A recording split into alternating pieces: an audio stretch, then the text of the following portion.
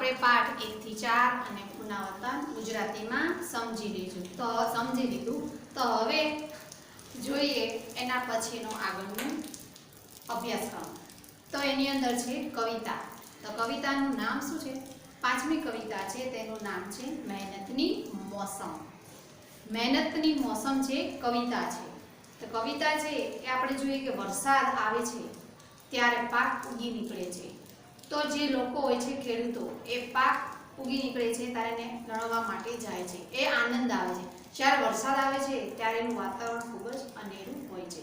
તો આ વરસાદ ઉપરથી આપણને કવિતા લેવામાં આવી છે, જે તમને હું સમજાવું છું. કવિતા છે 5. દરેક વિદ્યાર્થી પહેલા પોતાની ચોપડી કાઢે, પાઠ્યપુસ્તક એની અંદર પાના નંબર જોઈએ આપણે 25મો. એમાં કવિતા છે 5મી. એ ખોલીને તમારે બેસવાનું છે અને જેમ હું સમજાવું છું એમ તમારે સમજવાનું છે. તો કવિતા છે 5. કવિતાનું નામ છે મહેનતની મોસમ. તો એ કોણે લખી છે? તો કે છે નાથાલાલ દવે.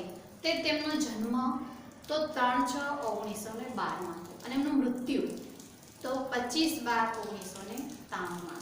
તો આપણે પહેલા એમનો નાથાલાલ દવેનો પરિચય જોઈએ, પછી આપણે એની કવિતા સમજીએ.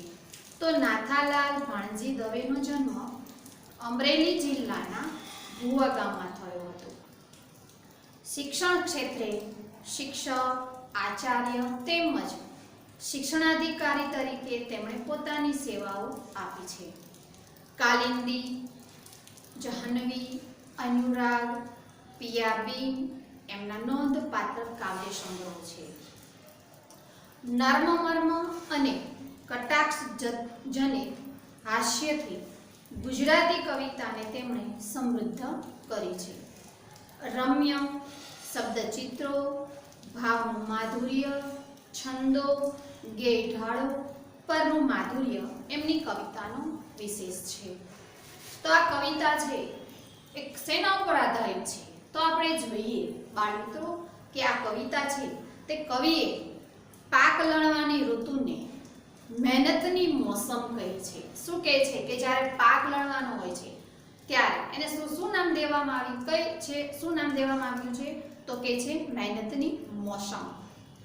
વરસાદ પછી કુદરત સોળે કળાએ ખીલી ઉઠે છે. અત્યારે તમે જુઓ છો કેવું વાતાવરણ છે. આપણે પણ અહીંયા ખૂબ જ વરસાદ છે, પણ વરસાદની અંદર કેવું વાતાવરણ હોય છે? ચારે બાજુ લીલુંછમ હોય છે, ઠંડો મજાનો પવન વાય છે. એ આપણે અત્યારે મહેસૂસ કરી ચૂકીએ છીએ. પણ જ્યારે વરસાદ પડે છે ત્યારે પાક છે ચારે બાજુથી સોળે કળાએથી ખીલી ઉઠે છે અને વરસાદ સારો થાય ને પાક સારો ઉતરે તો શ્રમજીવીઓના જીવનમાં કેવો ઉલ્લાસ પ્રગટે છે. તેની સરસ અભિવ્યક્તિ આ કાવ્યમાં જોવા મળે છે. કે વરસાદ ન આવે તો આપણે શું કરીએ? આપણે વરસાદ ના આવે તો ઘણી બધી તકલીફો ઊભી થઈ જાય છે, પણ વરસાદ જ્યારે પડે છે ત્યારે પાક ચારે બાજુથી ઉગી નીકળે છે અને ખેડૂતો એ પાક લણવા માટે જાય છે અને એનું વાતાવરણ અને એનો ઉલ્લાસ આપણે જોઈએ કે જ્યારે માનવી હોય છે, વરસાદ પડે છે ત્યારે એનો પાક ચારે બાજુથી ઉગી નીકળે છે ત્યારે એ ખેડૂતોના આનંદ કંઈક અલગ જ હોય છે. એ આ કવિતાની અંદર જોવાનું છે. જો પાક ઉગી નીકળે તો આપણે જે શ્રમજીવીઓ હોય છે આપણું જીવનનો ઉલ્લાસ પ્રગટે છે. બરોબર છે? તો આપણે હવે કવિતાની શરૂઆત કરીએ.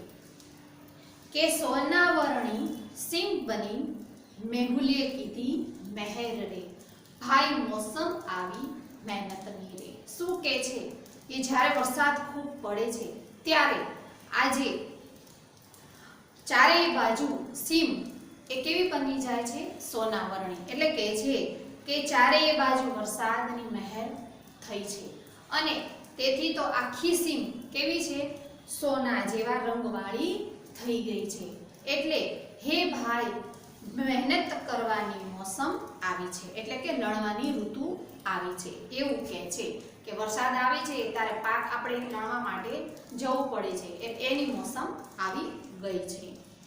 નદીઓના જલની તરિયા લોકોમાં લીલા લહેર રે, ભાઈ મોસમ આવી મહેનતની રે. શું કહે છે, સાથે સાથે નદીઓના પાણી કેવા થઈ ગયા, ચોખ્ખા નીકળ્યા. જ્યારે વરસાદ આવે છે ત્યારે નદીઓની અંદર પાણી નવું ભરાય છે અને એના પાણી કેવા થઈ જાય છે, ચોખ્ખા. તેથી તો લોકોમાં આનંદ છવાઈ જાય છે. એટલે તો કહે છે કે ભાઈ મહેનત કરવાની મોસમ આવી છે. આ કવિતા એટલી બધી મસ્ત છે બાળકો કે આપણને બહુ જ ગમે છે અને આપણને સમજવાની પણ મજા આવે છે. હવે એના પછી જુઓ કે લીલો કંચન બાજરો ને ઉજળો દૂધ કપાસ રે, ભાઈ મોસમ આવી મહેનતની. શું કહે છે કે સોના જેવો મૂલ્યવાન તાજો બાજરો છે અને કપાસ કેવો છે, દૂધ જેવો ઉજળો છે. શું કહે છે કે બાજરો કેવો છે, તો લીલો કંચન જેવો છે અને કપાસ છે કેવો છે, દૂધ જેવો ઉજળો છે. એટલે તો કહે છે કે ચલો ભાઈ મહેનત કરવાની મોસમ એટલે કે લણવાની મોસમ આવી છે. જુવાર લોથે લૂમે ઝૂમે ને હૈયામાં ઉલ્લાસ રે. શું કહે છે કે જુવાર લોથે લૂમે લૂમે ને હૈયા ઉલ્લાસ રે, ભાઈ આવી છે મોસમ. એટલે જોઈએ કે જુવાર છે એનો કણસડો છે એ લૂમાં ભેર ઝૂમી રહ્યો છે. કે આપણે જોઈએ કે સીમની અંદર બાજરો હોય છે એ કેવો ઝૂમી રહ્યો છે, તો લૂમ ખાબેર ઝૂમી રહ્યો છે અને ખેડૂતના હૈયામાં ઉલ્લાસ ભર્યો છે. મોસમ આવી છે લણવાની. હવે જોઈએ કે ઉપર ઉજળા આભમાં ઉજળીઓના કિલોલ રે. શું કહે છે, આકાશની અંદર ઉજળીને એટલે કે જાતનું પક્ષી હોય છે એ પણ ખૂબ જ ઉપર આનંદ કરે છે. એટલે કે જે ઊભની અંદર ખુલ્લું આકાશ છે એની અંદર એક પંખી છે એ કિલોલ કરે છે. શું કામ, કે વરસાદ એટલો બધો સરસ આવે છે એટલે પક્ષી પણ ખૂબ જ આનંદમાં આવી જાય છે. એટલે કે જે મહેનત કરવાની મોસમ આવી છે. વાતા મીઠા વાયરા ને લેતા મોલ હિલોળ રે. શું કહે છે કે એ સીમની અંદર ઠંડો મજાનો પવન આવે છે અને પાક છે આમ તેમ હિલોળા કર્યા કરે છે. ભાઈ મહેનત કરવાની મોસમ આવી રે. શું કહે છે કે જ્યારે વરસાદ પડે છે એનું વાતાવરણ એકદમ મસ્ત મજાનું ઠંડુ હોય છે ત્યારે મીઠો મજાનો વાયરો આવે છે અને પાક એ આમ તેમ ઝૂલી રહ્યો છે. લીઓ પછેડી દાતરડા આજ સીમ કરે છે શાદ રે. શું કહે છે, વરસાદ એકદમ સરસ મજાનો પડ્યો છે એટલે શું કહે છે, આપણને કોણ સાદ કરે છે, ખેતર. કે ચલો જલ્દી આપણે લઈને બધું જે ભરવાનું હોય પાક એ લઈને આપણે ખેતરમાં જઈએ. કોણ સાદ કરે છે, તો કે છે સીમ સાદ કરે છે. કે સાથે લેવાનું શું કહે છે, આપણને ખેતરે જવું હોય તો પાક ભેગું કરવા માટે આપણે વસ્તુ તો જોઈએ. એટલે શું કહે છે, સાથે શું લેવાનું કે છે, પાક કાપવા માટે પણ સાધન જોઈએ છે. એટલે શું કહે છે કે દાંતરડા લો અને સાથે પછેડી લો. સીમ આજે આપણને બોલાવી રહી છે કે પાક સરસ મજાનો નીકળ્યો છે અને સીમ આપણને સાદ કરે છે. પણ શું લઈને, તો કે દાંતરડા અને પછેડી લઈને. દાંતરડું છે એ પાક કાપવા માટે હોય છે, પછેડી હોય છે એ પાક ભરવા માટેની એક લાંબી ચાદર હોય છે. એટલે આપણને સીમ સાદ કરે છે. રંગે સંગે કામ કરીએ થાય મલક આબાદ રે. શું કહે છે, સાથે હળી મળીને આપણે કામ કરવાનું છે, ઉત્સાહથી કામ કરવાનું છે. એટલે કે સૌ સાથે મળીને ઉમંગ ઉત્સાહથી મહેનત કરીએ. કોઈ પણ કામ કરીએ તો આપણે એમાં ઉત્સાહ તો આવવો જ જોઈએ. ઉત્સાહ વગરનું કામ કોઈ કામનું નહીં. એટલે કે છે કે જે પણ કામ કરો એ કેવી રીતે કરવું જોઈએ, ઉત્સાહથી. તો આપણને વધારે આનંદ આવે છે. જેથી આપણે મલક એટલે કે આ પ્રદેશ છે આબાદ થાય. આપણે આ બધું પાકને બનાવીએ, ભેગું કરીએ અને વેચીએ અને પ્રજા છે, પ્રદેશ છે એ ખૂબ જ આબાદ થાય છે. મહેનત કરવાની મોસમ આવી છે.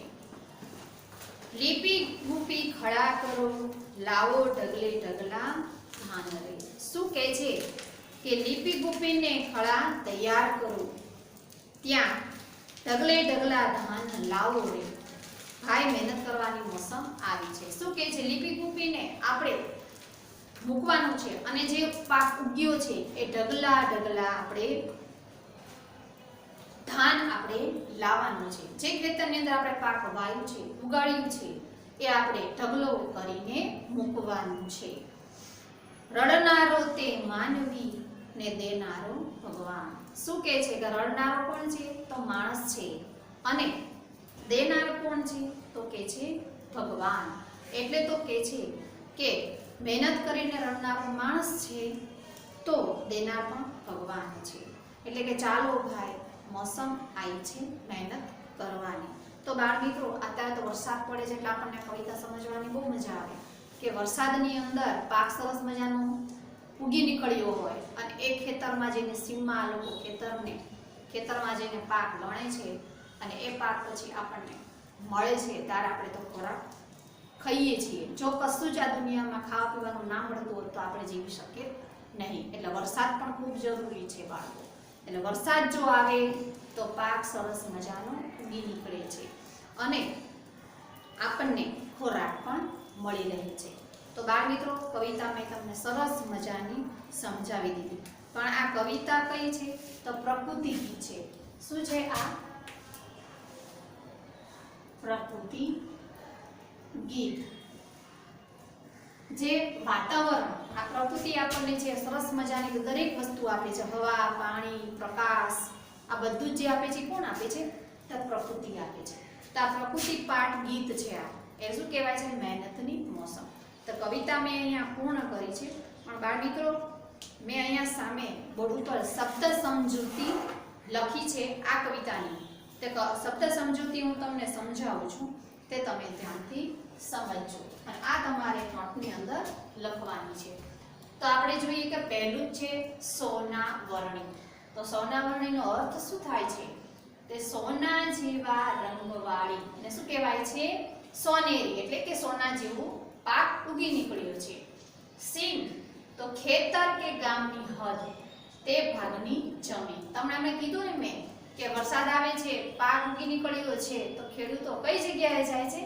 તો કે છે ખેતરમાં કે ગામ, અથવા તો ગામના ભાગની દૂર જમીન હોય છે એની અંદર આ પાક ઉગાડવામાં આવે છે. ત્રીજું મેહુલિયો. તો શું કહે છે? વરસાદ. મેહુલિયો એટલે શું થાય છે? વરસાદ. મહેર તો કૃપા અને મહેરબાની. મોસમ તો આ ઋતુ. નદીયું તો નદીઓ. નીતરિયા તો ચોખ્ખા થયા. લીલા લહેર તો આનંદ અને સુખ. આનંદ તો સુખ. લીલો કંચન એકદમ લીલો અથવા તો સોના જેવો. લોથ તો જુવારનું કણસલું. લૂમે ઝૂમે તો લૂમો ઝૂમી રહી છે. ઉલ્લાસ તો ઉલ્લાસ. કુજડિયું એક પક્ષી. કુજડીનું બહુવચન છે. આ એક જાતનું પક્ષી છે. જ્યારે વરસાદ આવે છે ત્યારે આ પક્ષી પણ આનંદમાં આવી જાય છે. હવે કિલોલ એટલે કે આનંદ. હમણે જ કીધું તમે, કુજડી છે એકદમ જ આનંદ કિલોલ કરવા લાગે છે, એટલે કે આનંદ. વાયરા તો પવન. મોલ તો પાક. હિલોળ તો ઝૂલું અથવા તો ડોલું. લીયો તો લો. પછેડી તો પાક બાંધવા માટેનું વપરાતું ચાદર, જેવું જાડું કપડું. તમને મેં કીધું કે ખેડૂતો જ્યારે પાક ઉગી નીકળે છે ત્યારે એને નડવા માટે જાય છે તો સાથે શું લઈને જાય છે? કોઈ તમે મેં તમને સમજાવ્યું. તો શું લઈને જાય છે? ચાદર જેવું જાડું એક કપડું. પછી છે દાતરડું. તો પાક લણવાનું અથવા તો કાપવાનું ઓજાર. શાદ તો હાલકો. રંગે સંગે આનંદ કરતા કરતા, એટલે કે સાથમાં. મલક તો પ્રદેશ. આબાદ તો સમૃદ્ધ. પછી છે લીપી ગુપી. ગાર માટીથી લીપીને. પછી છે ખડા. કણસલા ગુંદીને જોડીને અનાજ છૂટું પાડવાની જગા.